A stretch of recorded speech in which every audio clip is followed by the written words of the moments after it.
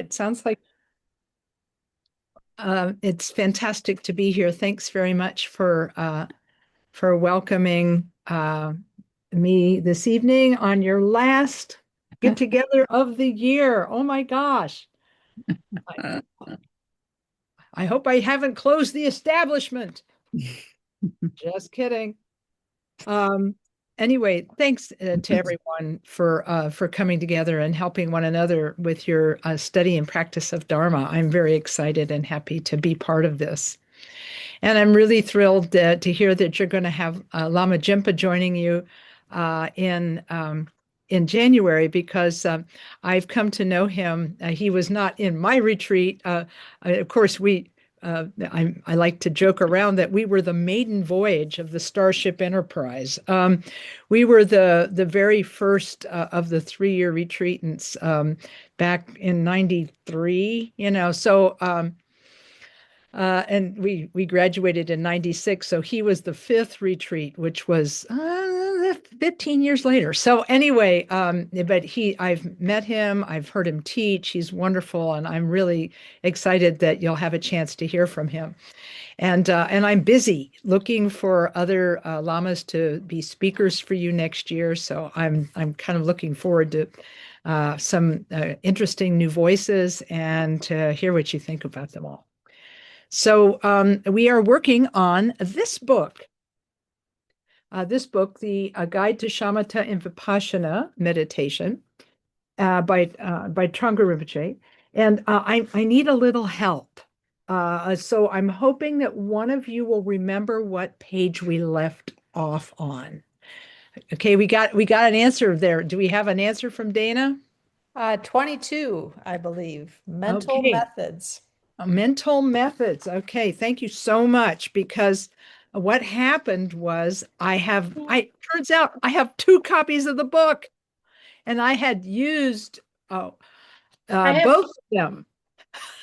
Lama Kathy. I beg to differ because I have a note here that says page 9, a brief overview of Shamatha. I thought was where it says December session.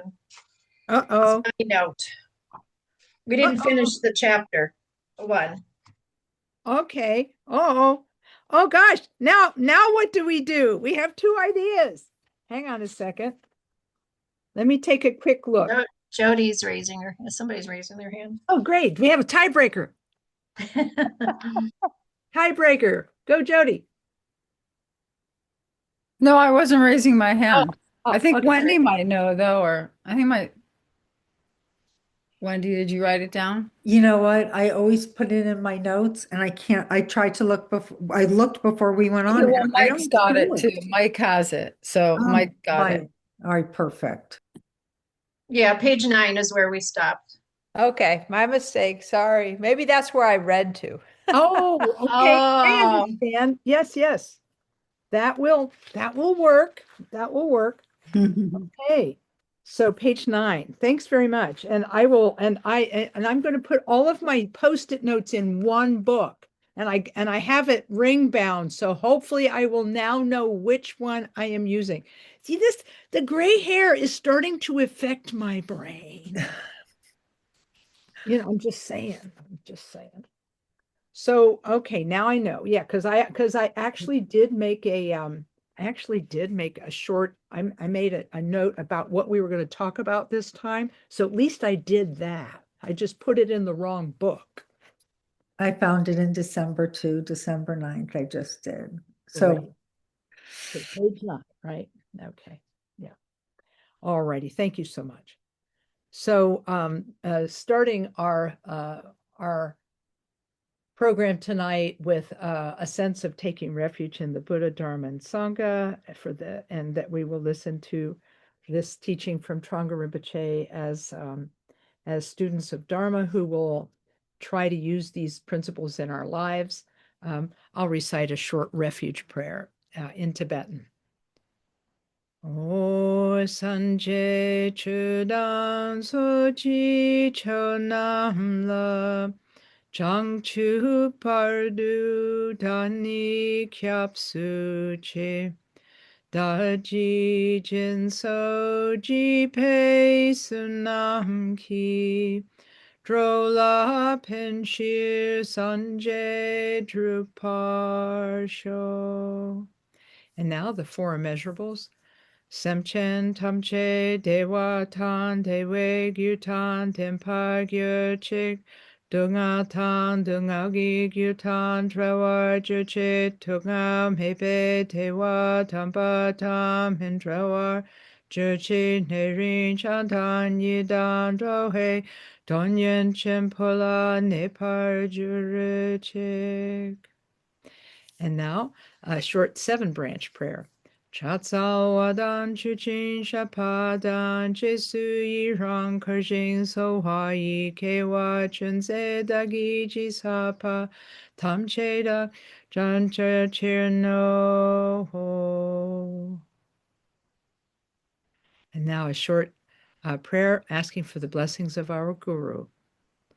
O Palden Sawe Lama Rinpoche Tagi Chiwor Pede Den Shula Kadran Jembo Gorne Che Sunte Kusum Tugging Udrup Sal Du Sol. Okay, so this evening we're going to do a brief overview of Shamatha meditation. And of course, you've received these instructions so many times. But I do think it's worthwhile to hear them again, especially since they're coming from Thrangu Rinpoche, who was one of the greatest meditation masters of his generation. So he's saying in this chapter, he said, we're going to give a brief overview of shamatha meditation. And then in the next chapter, an overview, more detailed account will be given. So he says doing shamatha meditation in short sessions usually brings us the greatest benefit, but occasionally it's acceptable to lengthen the sessions. And the reason he says this is because of something that my teacher, Khenpo Karthar Rinpoche, talked to us about. And that is that he said that when you first practice meditation, he said you learn the posture, place your body in the posture, and then hold your intention, state to yourself your intention to sit and meditate for a given period of time. And that during that meditation period, you will place your attention on your meditation object, and that when your attention wanders from that meditation object, you'll bring it back, and that you will be doing this for the benefit of sentient beings. Now, that's a lot to remember, but if you make a little note to yourself, you can do each one by one. So, for example, you find a time, you find a place, you sit, you place your body in the posture, which he's going to go through here a little bit later in the next section. Often described, it is often described as the 7 points of Vairochana, and he'll be talking about that in a bit. But Rinpoche said after you place your body in the posture, there's a couple of things you need to do mentally as you approach your session. One is, of course, to generate the bodhisattva motivation. But the other, he said, is to place an idea in your mind that you are going to sit for a specific amount of time. So what you might do is, if you're busy, you would set a specific minimum amount of time for yourself. And if you're lucky and you have extra time, you can add to that time afterwards. Like, I am going to sit for the next 10 minutes, and I'm going to do my best to pursue my technique. Now, there are lots of different techniques, and you've learned a lot of different ones. Mingyur Rinpoche gives a specific technique. Khenpo Karthar Rinpoche gave a specific technique. Thrangu Rinpoche gave a specific technique. There are all kinds of techniques. You can use breath awareness as an object of meditation.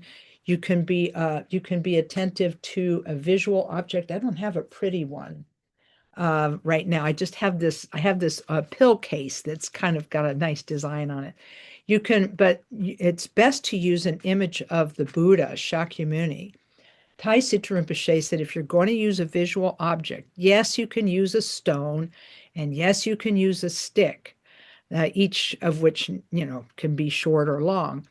But he said the most blessing comes to you from using the Buddha Shakyamuni image. And he said the best of the Buddha Shakyamuni images is one where his right hand is touching the earth witness gesture, and his left hand is in the gesture of equipoise in his lap. He said, because looking at that figure is very grounding.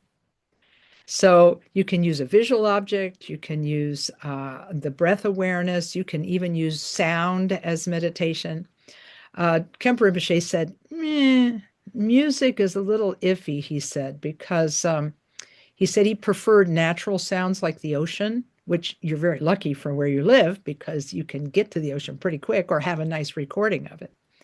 So you can use sound as meditation. He said, Khenpo Rinpoche didn't like music so well, he said, because there tends to be a lot of conceptualization when we hear melodies, like, oh, I remember something from my past. This reminds me of something. Or, oh, this performance is terrible.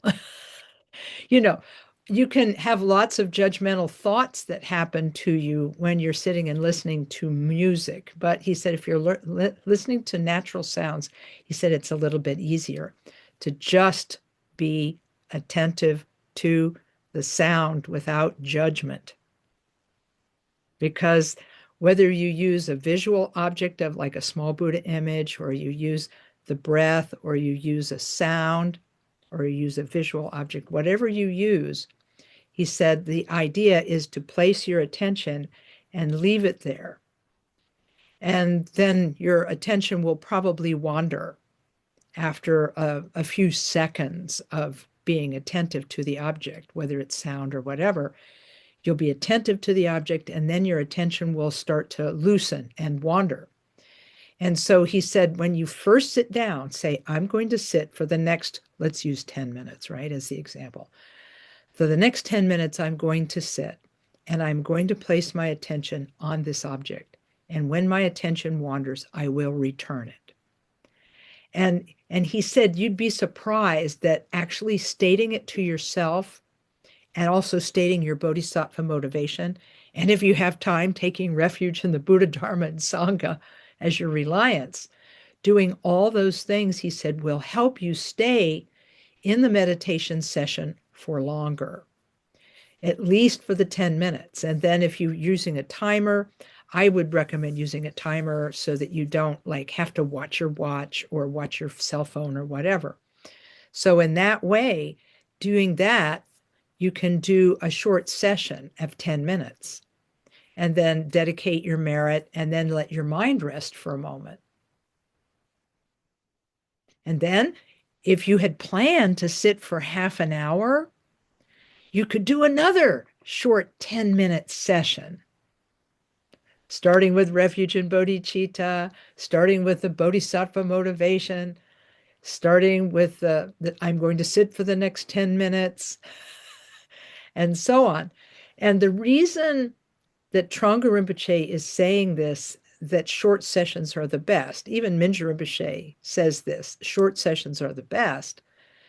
What you can do is take a longer session and divide it into smaller chunks, because what Khenpo Karthar Rinpoche said is, he said, if you try to sit too long, he said, before you're really capable of doing it, he said, you're going to actually inadvertently increase the chance that you'll have distaste for meditation over time. Because he said, you might feel resentment for the amount of time you're spending. You might feel resentment because you don't understand the method or technique, or you might feel frustrated because you're trying to sit for too long, and so forth and so on. He says it's better to do short periods, one after the other, than to try to do a long period that collapses in the middle in frustration because you have too many things going on. So Khenpo Karthar Rinpoche said that there are two styles of beginning meditators. And he said, and I mentioned this the last time too, The first type of meditator, when they first sit down, everything's great. They can be attentive to the object. They feel good. They're able to notice the distractions and return their attention, notice and return and notice and return without judgment, without anger at oneself. They're able to do all of that, and it's working pretty well. But the longer they sit, the harder it is to come back, and the more frustrated they come to feel. So he said that person has to actually sit for shorter periods of time until they get good at it. And he said the other kind of meditator is the kind that when they first sit down, it's a mess. Their thoughts are here, they're there, they're everywhere. Your thoughts are everywhere, and it's really hard to calm down. But the longer you sit, the easier it gets. So he said, unfortunately, that person has to sit longer until they get past the frustration. So in any case, he said you need to be aware of which of these two kinds of meditators you are. And yes, you can alternate. I've had people tell me that. Some days they're one, and the other days they're number two, so whichever it is, know what kind you are and break your longer sessions. If you want to do longer sessions, break them into shorter ones. Now, that's hard to do in a group if you're sitting for half an hour. But what you could do is take a little break partway through the session. You don't have to get up.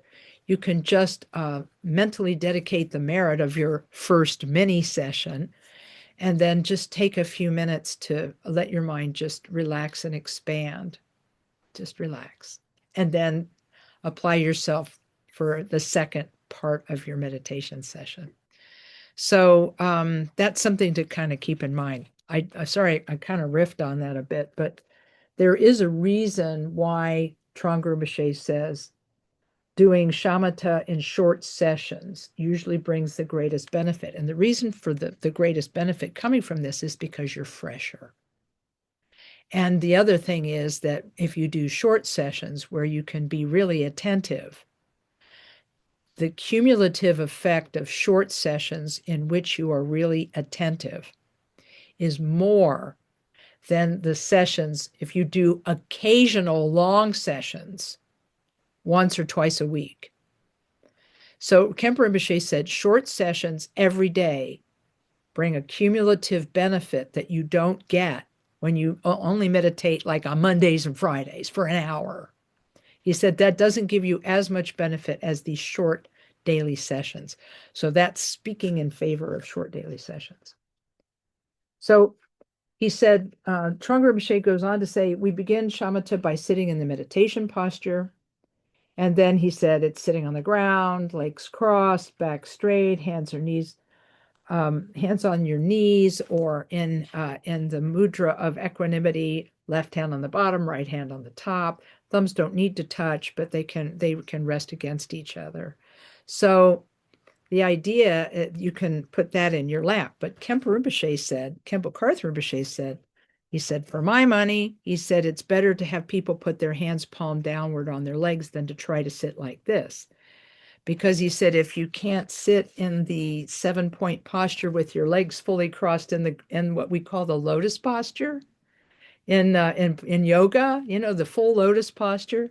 He says, if you can't sit like that, he said, it's better to have your hands on top of your legs.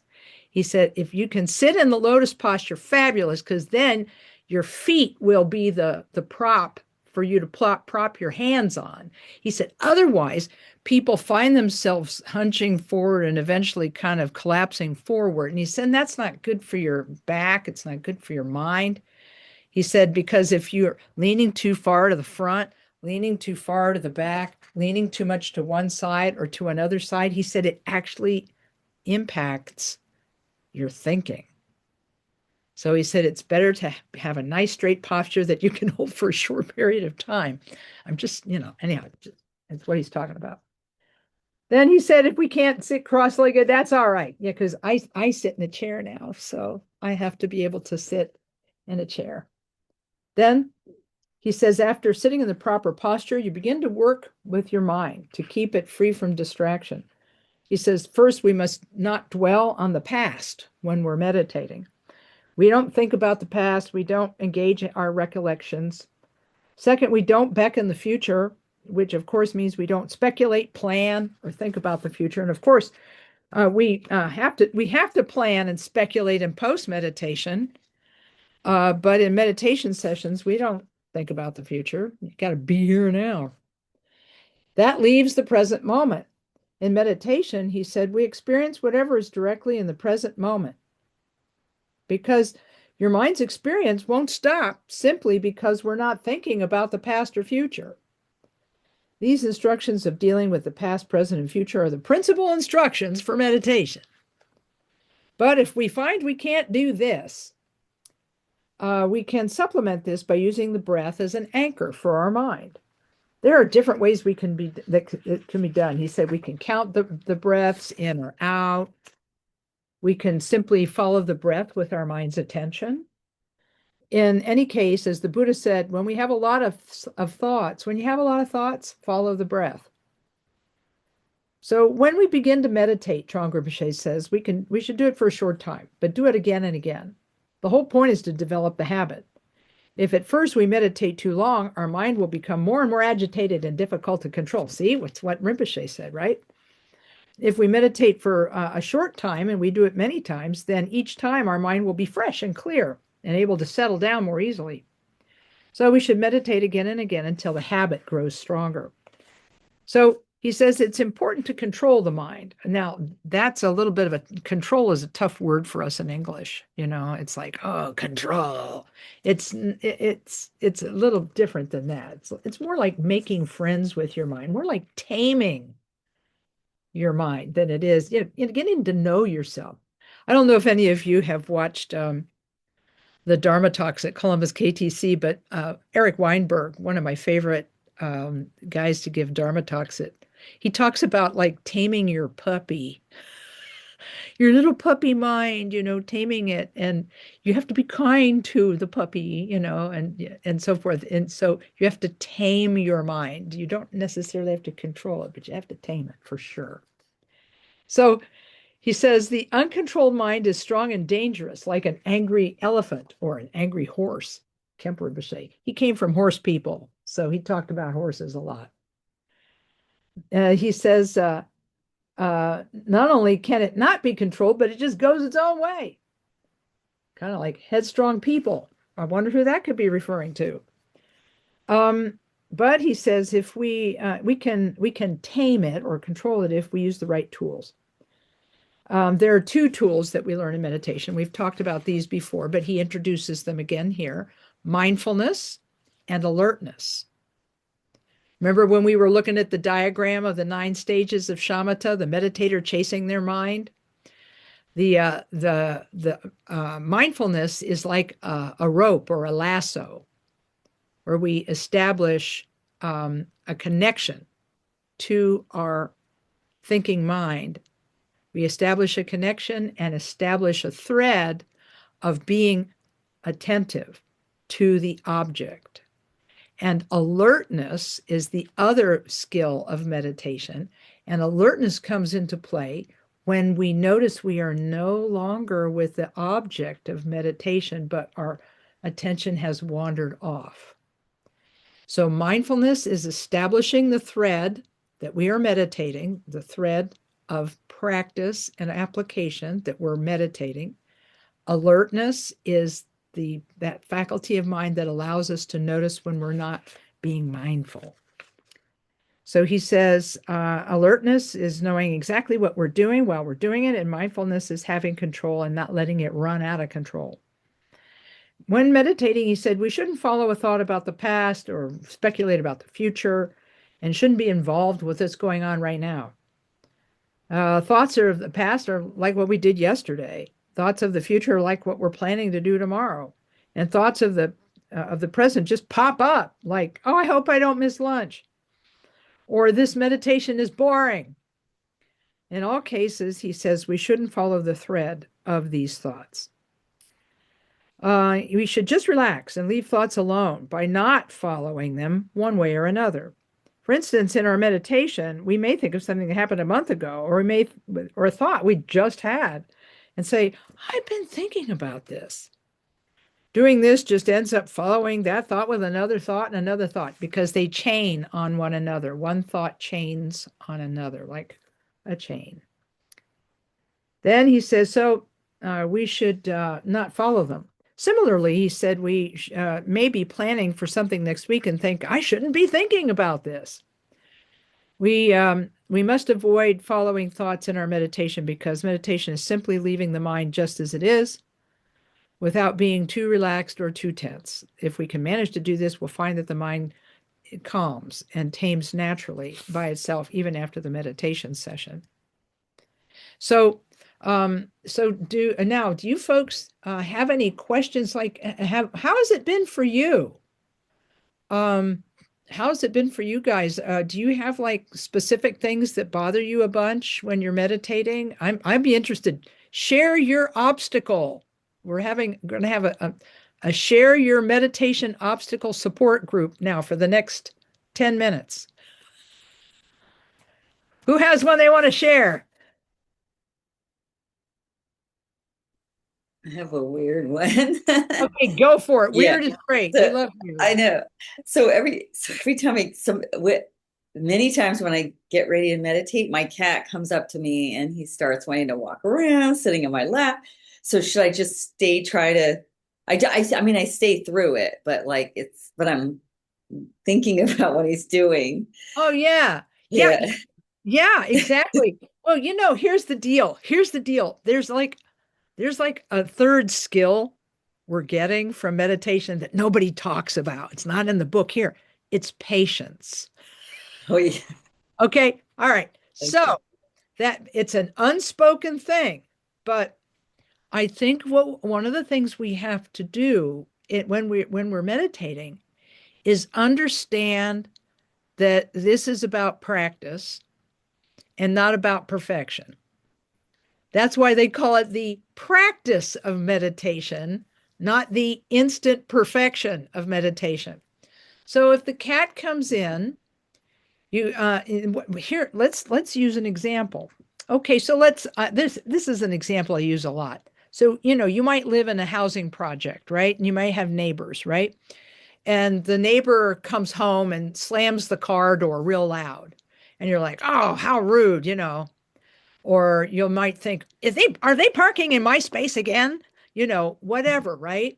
But then what you do with that thought once it's arisen, that the Chögyam Trungpa Rinpoche called it touch and go, where you touch the object lightly with your attention and then let it go and then return your attention to your object. What you could do with the cat, think about this. You could give this a try. Yeah, I'd say the first thing to do is don't worry about it. Okay. First thing, don't judge. Don't worry about it. Now, because if you close the door and put the cat outside, it's going to sit out there and go, meow, meow, because it's going to say, like, you're shutting me out, baby. So what you can do is you can actually, like, if the cat wants to sit in your lap, you can put your hand on the cat. You don't have to stroke. You just put your hand on the cat. The cat will know that it's there. If it's like pause your face, just like, oh, this is so darling. This is so cute, and that kind of thing. Just be with what's happening. And you know what I'm saying? And if, it's try that because it might if you put your hand on the cat may shut up for a second, right? Might snore out, right? So, but if you push the cat away or push the cat away physically or in your mind, like, I wish this cat wasn't here. Right. It's better just to be with the cat, and then you can change your object of meditation from your breath to the purring. Nice. Okay, good. So stay with it, even though it's happening. It's okay. Okay. Okay. I kind of try that and see if that's helpful to you. If you can just stay with the feeling of the fur.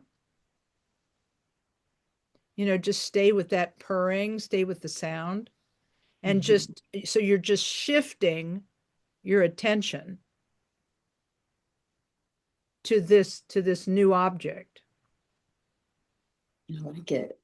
Now, if it starts to paw your face, you're going to have to make a decision. I don't know how to help you with that. But, but you could also just notice. You could just notice and say, Again, just be present with what's going on. That's something you can do because look, we're going to have thoughts and interruptions no matter what. If it's not the cat, it's going to be your to-do list. I got to do this, I got to do that. So just noticing and then letting go and returning. Noticing, letting go and returning is the thing. Because part of the patience that I feel like we need to cultivate, we're cultivating mindfulness, we're cultivating alertness, yes, but we're also cultivating this, like the patience of ease, like the patience of non-judgment, the patience of, I could be doing this differently. I don't have to be, because he's talking about not being too tight and not being too loose. You see what I'm saying? Do you think you want to try that? Yeah, I will. Yeah. Thank you. Thank you. I could, because, in a way, I'm really, really, really glad you asked, because everybody has got some kind of distraction that like just gets on their last raw nerve, right? And it's almost like we need to take a different approach, mental approach to distraction, right? Because when we place our attention, let's just use the breath because that's what I learned, that was the first technique I learned. So let's say we're doing it with the breath. And so what you're going to get when you place your attention on the breath is you're going to get a few moments of attention. It's pretty good, a few moments of attention, but then something's going to happen, or you'll have a perception, or you hear a sound and you're going to kind of go this way. But it might be something very simple, like the neighbor's car door slammed, and you just kind of go, car door, and then you just bring it back. So there's that car door, and then you're back. That is like that patience of ease. Like, okay, I got this. I got this. I can come back from this. Not like, if you've ever seen Mingyur Rinpoche do his comedy routine of the impatient meditator, the one who's sitting like this real tight and he exaggerates his expression. And he says, I'm meditating, don't bug me, and it's so comic and it's so funny because we know it's kind of true. Because we're so tight, right? Because, human beings, we be goal oriented. And so we want to do things well. And because we want to do things well, sometimes we are a little too uptight about the whole thing, when really that ease, cultivating that patient ease with yourself and with surroundings is like, it's like an unspoken benefit that you get from meditating. Hopefully that'll help. I'm so glad you asked about that. I tell you what, I love cats in the abstract because I am terribly allergic. So I love the idea of cats, but the practicality is just not there for me. But I'm glad you like them, and I'm glad you can care for them. Somebody's got to do this. Right. And the memes are great. I know. They're so good. They're so good. Okay. The doctor's still in. Have you got any other, what's your obstacle? Anybody? You got a favorite? Yes, Dana.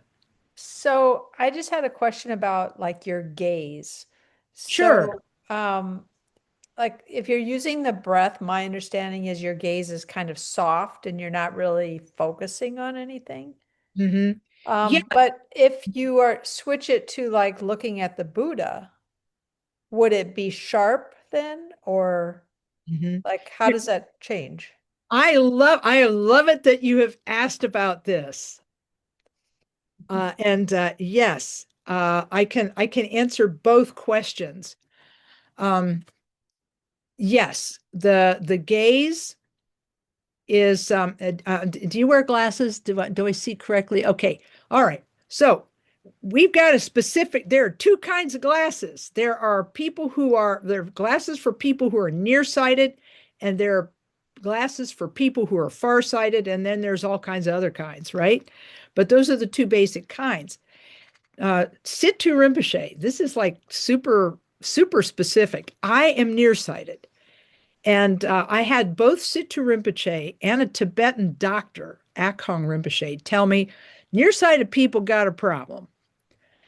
And he said, it's because your glasses make your eyes work so hard.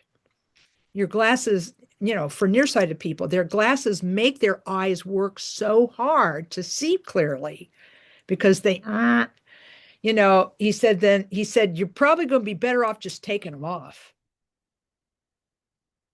And because he said it's going to be hard for you to allow your gaze to relax. He said, but you need to try.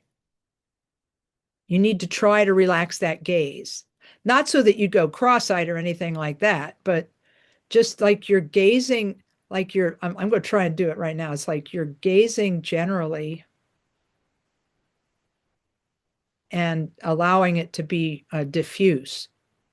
You're So not like the peripherals coming in kind Yeah. of, and everything's kind of hazy.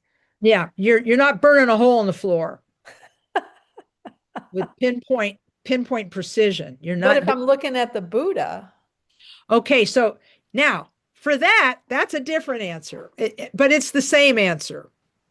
Sorry.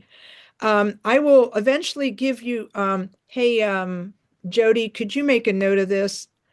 I've got hang on. Okay, hang on. Hang on here. Hang on. Because yeah, here it is. Oh, no, that's not it. The way you rest your mind on an object.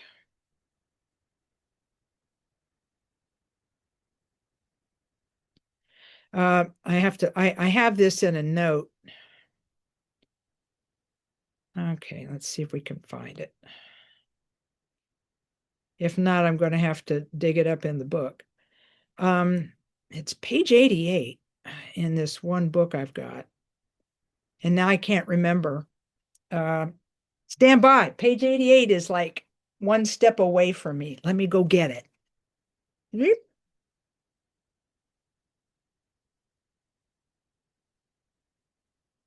He said, what matters most is the way you rest your mind on an object. So this will help you. Let's see if I can find that particular one. I said it was page 88, but I could be wrong. Because it's 63. Let's just go to 88 and see if I'm right.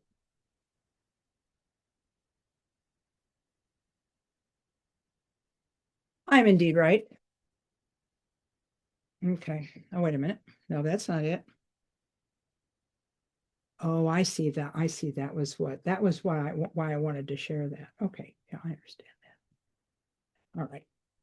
What matters most is page 87. What matters most is the way that you rest your mind on a visual object. Okay. On an object. He just says object. So if this could be a visual object, this could be a sound object. Your tactile, Lisa, your kitty fur, He said, what matters most is the way that you rest your mind on an object. You rest your mind in a direct perception of the object. A direct perception of the object, the visual object, the kitty fur, the puppy, whatever you got, So a direct perception of the object without any analysis of its nature. You're not describing it to yourself. You rest your mind in the direct perception of the object without any analysis of its nature. Your perception of the object is thus direct and simple, without any conceptual apprehension of inherent substantiality to the object. The object is vivid and clear, but not conceptualized, unconceptualized, like the appearance of a rainbow in the sky or the reflection of the moon in a body of water. Okay? You rest your mind in the experience of in a direct perception of the object without any analysis of its nature. The perception is thus direct and simple without any conceptual overlay. There's no overlay of conceptuality. This is a Buddha image. This is gold. You're not doing anything with that. How does that sound? So you're really not, you're just going there. You're not really trying to make it sharp or Right. hazy or anything. You just do Right. it. You are present with that object. This is my Buddha image for the day. I'm just pretending. Okay. So like you're placing your attention on the object, and that's the terminology I tend to use. You place your attention on the object and you remain attentive to the object. And you can do that with a visual object, but you're not commenting on it. You're not even commenting on what you're doing. You want me to read the second paragraph? You want me to read the second paragraph? Yeah, Okay, that'd be great. let's do it. He said, the faculty of mind engaged in regarding the object is not a fixating faculty. The focus, and I hate the fact that the translators always use the focus, but you can say the object or the focus is on direct experience and not on conceptualizing the perceived characteristics of the object. I've read this a lot. Since it is a direct resting of your mind on the chosen object of visual perception, you are not attempting to imprison your mind with force or attention or tension. You're not trying to imprison your mind with force or tension. If your mind comes to rest on the object, it's allowed to come to rest. When your mind moves, when a thought arises, and so on, you do not try to stop it or slam it down.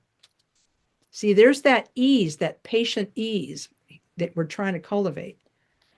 Although there is an objective focus and you are not losing track of that object. Okay, you're not losing track. You let your mind expand freely rather than attempting to imprison it. Okay, so you let your mind expand freely in the perception of that object rather than attempting to imprison your mind.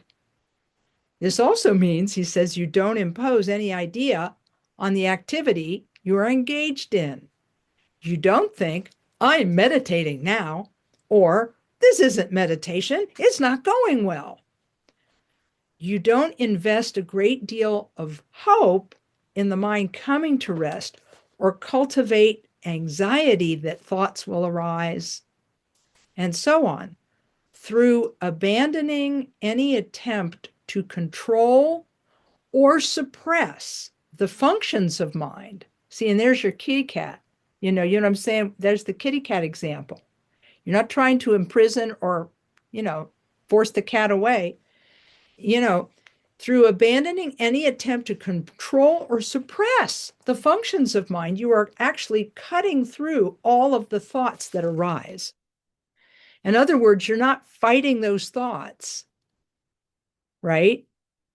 You're noticing them, acknowledging them, letting them go, and then returning. That's not suppression. That's just noticing, noting, and returning. Just like, okay, that's nice, but I'm doing this now. you know? And it's the same with the visual object. If I've got my imaginary Buddha image here, you know, now your eyes can literally look at it forever, right? But your attention is going to wander. So you just stay with it. Expand, allow the mind to expand freely in that experience of perception. And that's cultivating that, the patience of ease. Does that make sense? Yes, thank you. I'm really glad. These are great questions, you guys, you know, because, you know, as you know, this is a very small book and it's going to take us forever to get through it. But you know, as long as you're okay with the ride, you know, but this, you know, this particular, these two paragraphs are they're in a longer book that's, it's in a longer book that's, that is restricted from KTD, but and so you may or may not be able to buy one, but I can give you this. I've been told I can share specific paragraphs that are useful to meditators, and so those paragraphs that I read, plus some others, I'll be sharing with you during the course of this class. So any other, oh, we've got time for one more. Is there one more out there? One more person want to share their favorite obstacle to meditating? Okay, just thought I'd check. Okay, no problem. Yeah, this is great. Kathy, it's Marcia. Yes, hi. Yeah, hi. I don't have it wasn't an obstacle I wanted to talk about, but I found that very helpful because if I put an image of Shakyamuni in front of me, I'm going to want to start visualizing the hand postures and really visualizing that and doing that type of meditation where we're just sitting with breath and looking at it as just this scene. So that's very helpful because that would be where I would go, is like, I'm so glad to hear this because, you know, this is actually, even though I've been teaching meditation for a very long time, I have found so much benefit from sharing those specific paragraphs, because because I've been teaching this book to people who finished their Nundro, this particular book that I read this from. I've been teaching this to the people who've completed Nundro for a number of years. And the more I teach it, the more I go, oh, that paragraph could help beginners. Or, oh, you know, and like, oh, that paragraph can help with this and that. So, yeah, I'm super glad because the ease part is the part that I don't think very many people talk about. You know, just cultivating that patience of non-judgment and that patience of being at peace with your perceptions, you know, instead of fighting your perceptions, you know. It's just, oh, I'm so glad it helped. Yay. Okay, thanks very much. Okay, now let's see. We got a little more cover tonight. So on page 11, he starts talking about, so he's talking about several subjects in general to start with. So he talks about shamatha in general, and then I'll be sharing with you, he's going to share some shamatha instructions, I think maybe in the next section. And then, because we'll probably start on page 15 next time. Yeah, I think we're going to start on page 15. So, okay, note takers, help me. We're going to start on page 15 next time. Yeah, because the next couple pages here are just general. So for January, we're going to start on page 15 in January. Okay. All right. Very good. And yeah, and there's and what's really cool is that his instruction on shamatha about the past and the present and stuff, we're actually going to do that. I was thinking we would do it. Oh yeah, that's right. no, never mind. I was going to share page 88, so which is actually page 87. Go figure. So let's see, 87. So yeah, I'm going to do that this time. So I actually did do what I was supposed to do tonight. Thank goodness. I got there. Took me a minute, but I got there. And next time we'll start on page 15, but let's go ahead and finish 11, 12, and 13. So on page 11, he starts talking about cultivating love and compassion, which I think is like a natural outgrowth of doing shamatha. I know you might think, well, isn't shamatha about coming to know the nature of the mind? And the answer is yeah, but the three skills, mindfulness, alertness, and this cultivation of non-judgment and ease, those things allow us to notice our thoughts moment to moment. Because at first we only notice our thoughts when we're meditating. But then, as I mentioned previously in previous classes, what happens after we have been meditating for a while is that we begin to notice our thoughts when we are not meditating, when we're just walking around. We begin to notice. I told you the story about the guy who said, oh yeah, I used to think I was a compassionate guy, and then I started doing shamatha meditation. I began to notice how much trash talk is in my mind all the time about myself, about other people. And it was it was a real shocker for this guy to realize what he was thinking.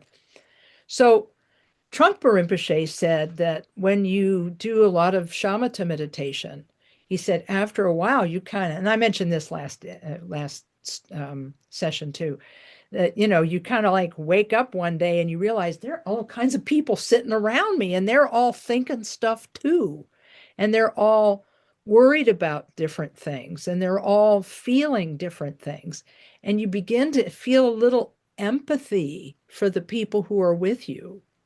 And you begin to become aware of their suffering too. And that's kind of the birth of this empathetic response that is kind of the birth of loving kindness, which is the wish for beings to be happy, and the birth of the sort of compassionate mind, which is the wish for beings to be free of suffering. Loving kindness is wishing for beings to be happy, and compassion is wishing for them to be free of suffering. So it's like that.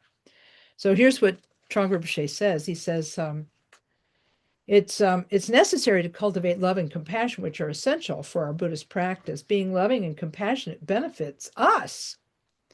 And obviously it helps others. We really have no choice but to develop these qualities, because in this world, we got to live with others. If we have contact with others and get along, it helps everyone. But we can't get along. If we can't get along, it hurts everyone.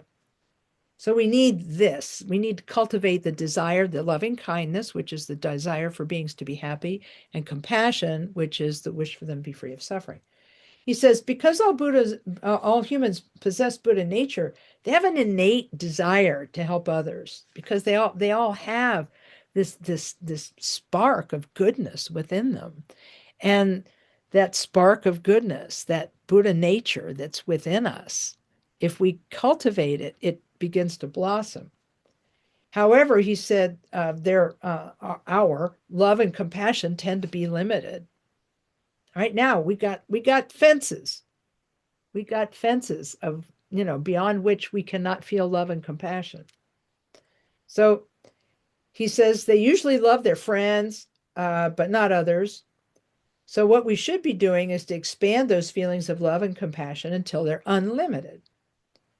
A new meaning for unlimited. That's the only thing from Wicked I'm going to sing tonight. We begin cultivating love and compassion by freeing ourselves from strong attachments for some and dislike for others. And once we've cultivated impartiality, we can then cultivate love and compassion for all sentient beings. But it can also be done the other way too. I mean, equanimity, yeah. Khenpo Rinpoche said, yes, it's you do naturally feel love and compassion for the people you're close to, and lack of compassion or no compassion for others. He said, but He said, if you realize everybody's just like you, that was his teaching on equanimity. He said, everybody's just like you. They all want to be happy and they all keep making mistakes. So they're not happy. So he said, you can have some empathy for that. And that empathy, again, is the spark that brings about the wish for happiness for yourself and others, and the wish for freedom from suffering for yourself and others. So he says, then developing unlimited love and compassion will lead to tremendous joy, which is called unlimited joy. If we develop this true love, we need to then expand this into compassion for others. And so he says we must take joy in all the positive achievements of others. And this finally leads to an equanimity in which we treat all sentient beings the same, not as friends and not as friends who we like and enemies who we try to harm. These qualities then can be cultivated to supplement our practice of shamatha. And so we'll talk about that a little later. But right now, I see shamatha as leading us into that empathetic response, which can give birth to love and compassion. So that's enough for this moment. But then he goes on to talking about a practical application for training in love and compassion. He said we can do Tonglen. He said this practice is designed to reverse the tendency we have to be self-centered. We usually want to be happy, and are so concerned about our own happiness we don't particularly care whether anybody else is happy. Usually, as long as we're not suffering, we often don't think about everyone else who is. And in sending and receiving, we seek to reverse this tendency by cultivating the willingness to take on the suffering of others and to give our happiness away for them. And in this practice, we imagine that when we breathe out, all of our happiness and the causes of happiness goes out with our breath, and we're giving this happiness to all beings. As we breathe in, we imagine all the suffering of other beings, and negativity leaves those beings and dissolves into us, and then they become free from this. He said this practice can scare some people who think, if I imagine giving away all my happiness and taking on all the sufferings of others, suppose it really happens. What will I do then? But in fact, he said, the practice of sending and receiving is not dangerous because we can't catch anything by doing this practice, because all of our suffering arises only as a result of our previous actions, not from the practice that we are doing now. So suffering comes about from our previous karma, not from the practice we're doing now. So then he said, if we can't literally take away their suffering, then what's the point? And the point is that sending and receiving changes our mind from within. It develops a readiness for our mind to put others before us, and that greatly pacifies our own attachment and our own aggression. So when we develop love, we're not training our mind in aggression. When we're training our mind in love, we're not training it in aggression. It's simple math, people. We can only do one thing at a time. And if we can only do one thing at a time, then the more we do love, the less we will do aggression, at least theoretically. So, okay. Then he's talking about using a visualization for Tonglen, breathing out white light, and then removing the negativity in the form of darkness, or so forth. Then he says, at the bottom of page 13, he says, in sending and receiving meditation, we are developing a virtuous state of mind because we're developing the habit of thinking of others, of helping others relieve their suffering.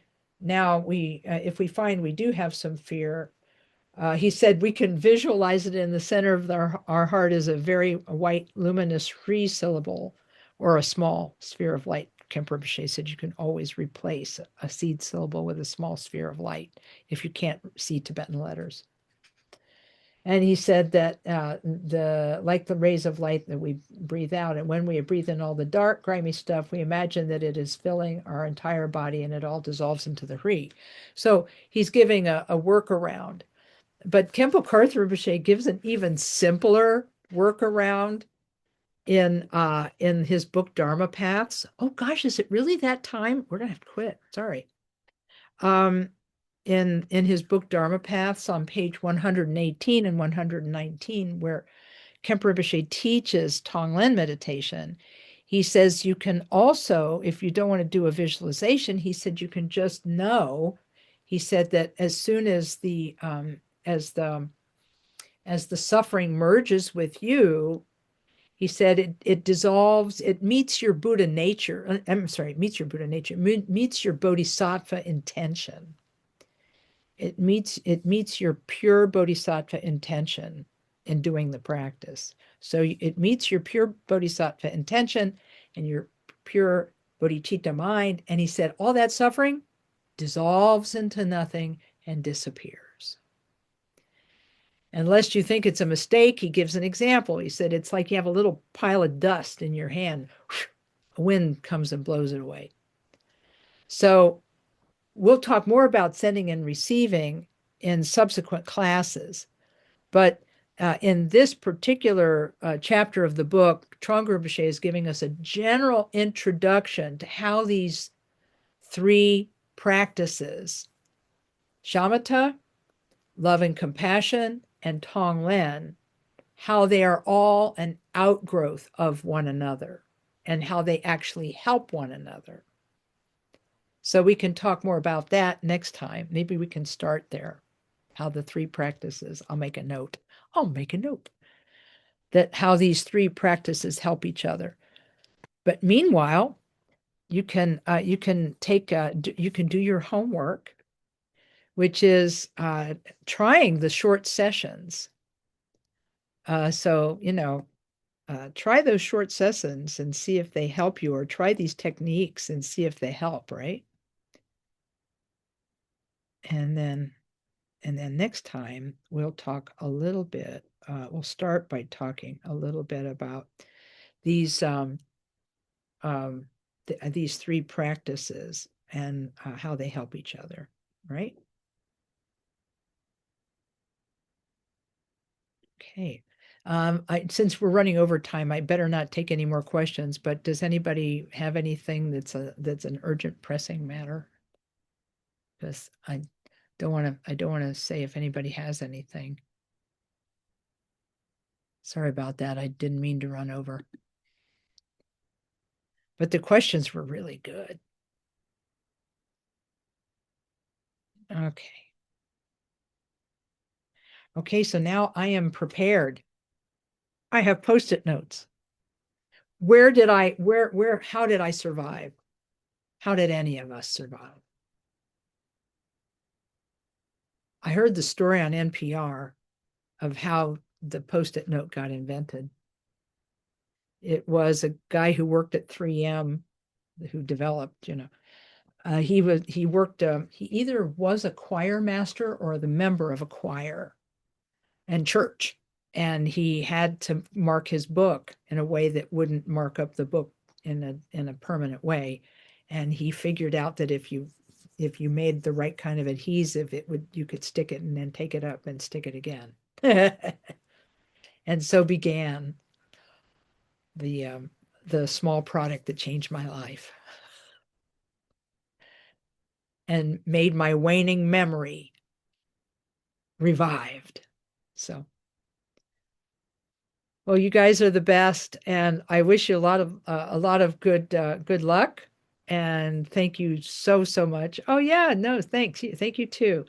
Wish you for those of you who celebrate the winter holidays. I hope you have a wonderful set of winter holidays, whether it's Hanukkah, Kwanzaa, Christmas, or all three. And thank you for being here. Let's gather together all of our merit and dedicate it to the relief from suffering of all beings as vast as space. So here's the prayer. Through this merit, may all achieve the omniscience of Buddhahood. May it defeat our common enemy, wrongdoing. From the stormy waves of birth, old age, sickness, and death, from the ocean of samsara, may we free all beings May we free all beings. May we free all beings. Thanks, everyone. Thank you, Lama Kathy. Thank you, Lama Kay. Good night, And then- everybody. Thank Yeah, okay. you. See you again. Happy New Year. See you in Happy New Year. 2026. Yeah, see you next year. See you.